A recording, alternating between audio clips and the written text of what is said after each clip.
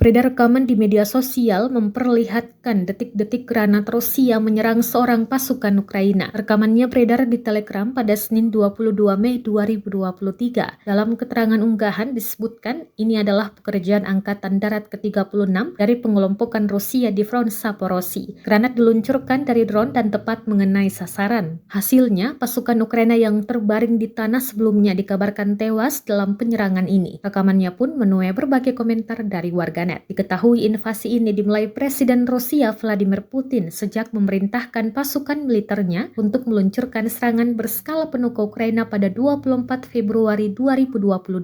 Konflik antar negara bertetangga itu sampai saat ini masih terus berlanjut dan belum tampak tanda-tanda untuk segera berakhir.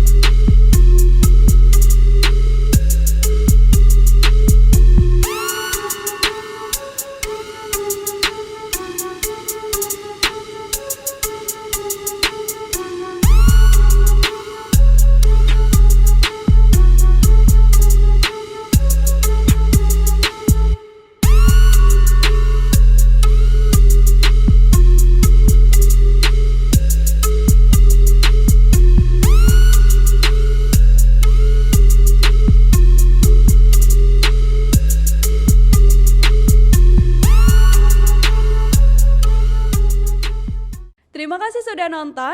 Jangan lupa like, subscribe, dan share ya.